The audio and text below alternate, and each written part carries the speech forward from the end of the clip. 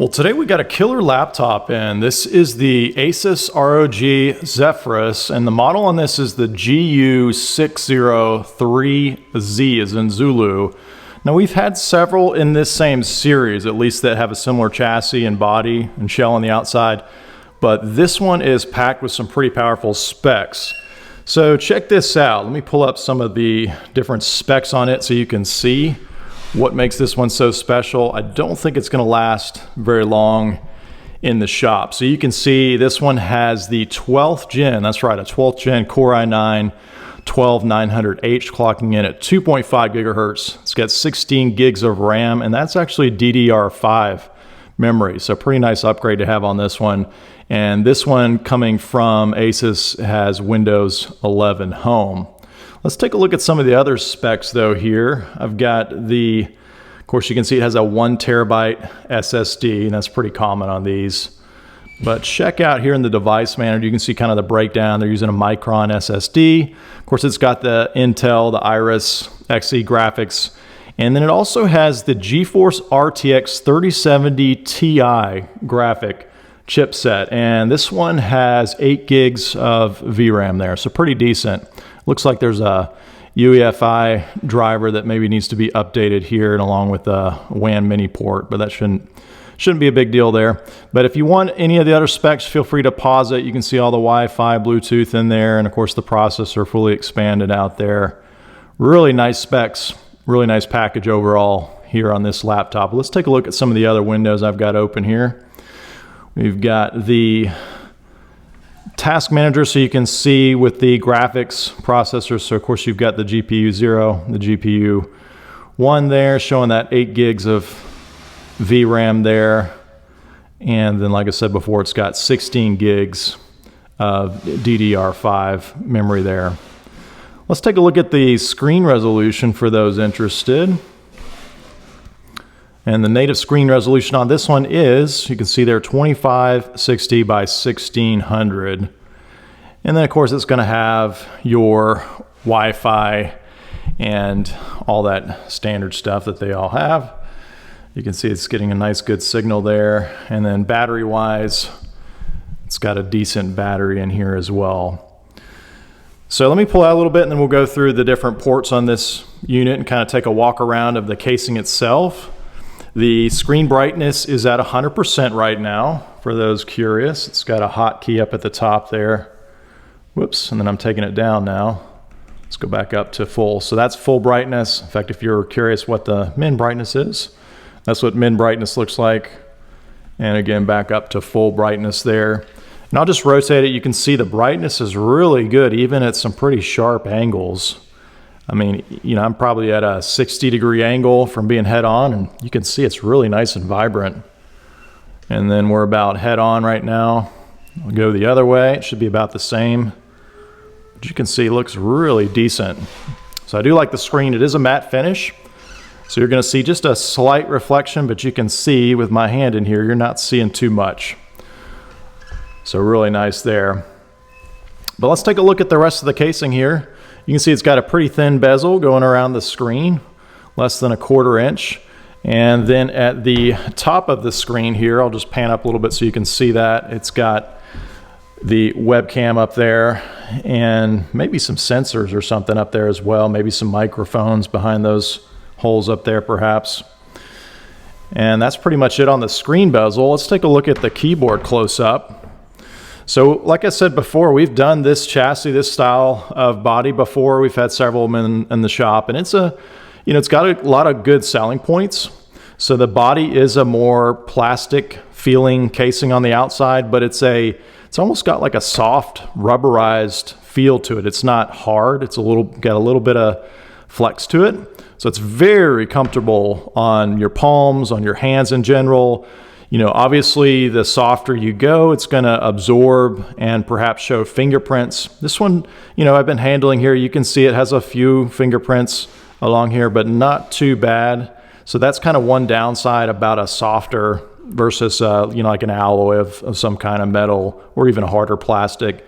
But most of this stuff is going to wipe off, especially if you regularly clean it. All right, so that's kind of the overall casing. And then at the top, you've got some hotkeys up here for volume, your microphone, and then I think that's the graphics or the ASUS app, one of the two there, the M4 button. And then you can see the keyboard. It's a nice full-size keyboard.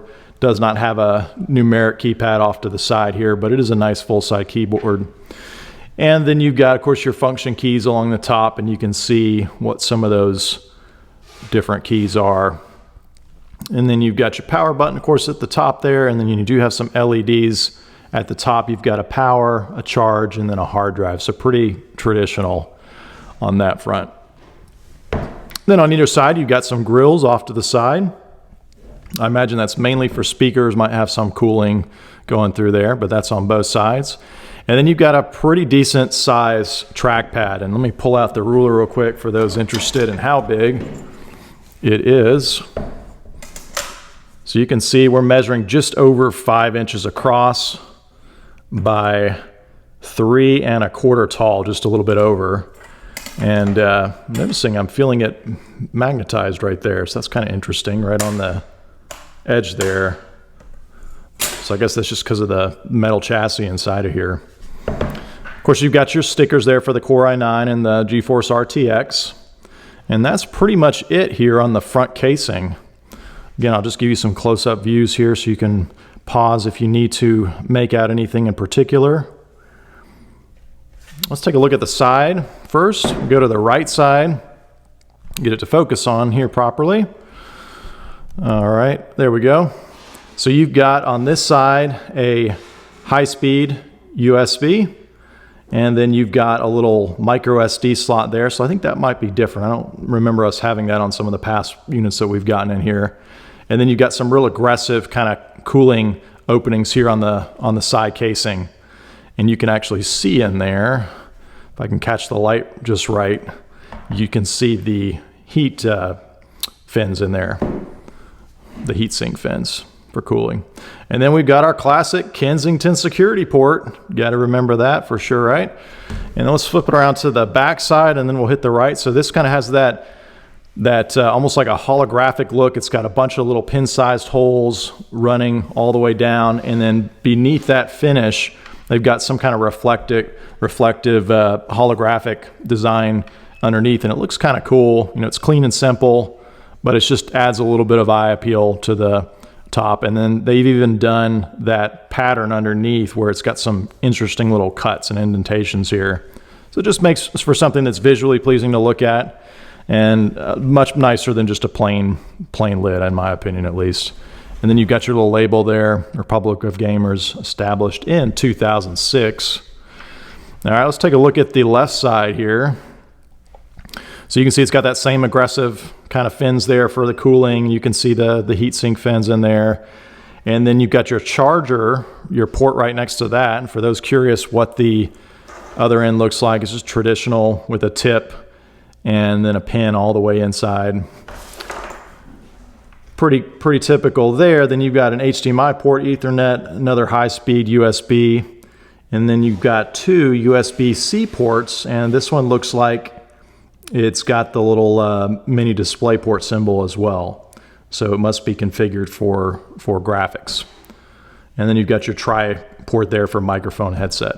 So pretty typical ports there, but they definitely gave you some nice options. Front, it's pretty plain and simple, not a whole lot going on here on the front. You can see it's got ever so slightly, sorry about the focus there, folks, ever so slightly on the front. It's got just a little bit of a tapered edge going down here, a little bit more ventilation and some screw holes. And that is it on the front. Take a look at the back side. Let me close it up. All right, so you can see real aggressive, again, with the fins, the vents there. Looks like it's got quite a bit of ventilation there. And then even here, lots of little slits.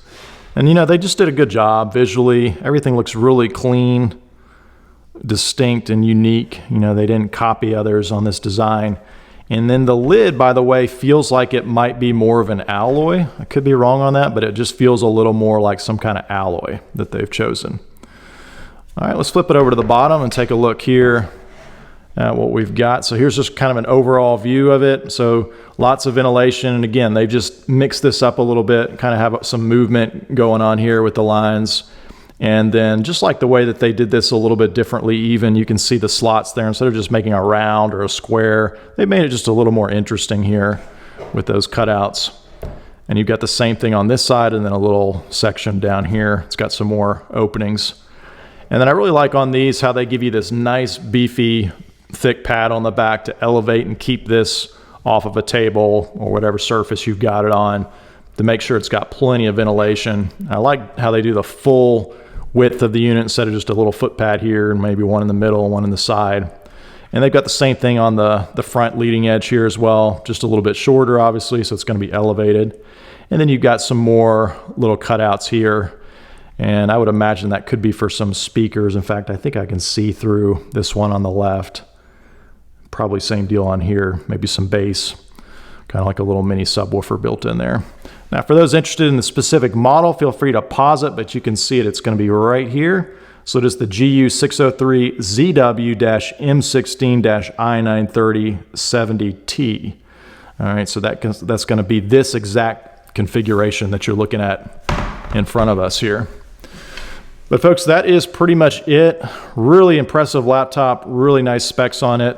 I don't think I talked about the backlit keyboard. So you can see it is a backlit keyboard and it is color changing. I believe, I could be mistaken, but I think every key has to be the same color. I don't know that you can map the keys. But certainly let me know in the comments below if I'm mistaken there. But folks, that's pretty much it here on this ASUS ROG Zephyrus. Like I said, I don't think this system's going to last too long in our shop here. We're going to put it up for sale probably later today, and I'd be surprised if it lasted more than a few days.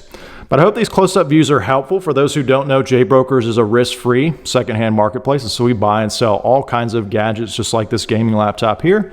If you're interested in selling your gaming laptop and upgrading, then definitely check us out. We're a great alternative to Facebook Marketplace or selling on eBay. We're a risk-free alternative, meaning that you don't have to worry about dealing with scammer buyers or all the different hassles that go into selling privately like that. When you sell to JBrokers, you're going to get a guaranteed offer up front. There's no obligation. You just go on our website and click get an offer. For something like this that's more unique, you're going to click get a personalized offer. Otherwise, we do have 3,000 products in our database where you can get an instant cash offer 24/7 from the convenience of your home.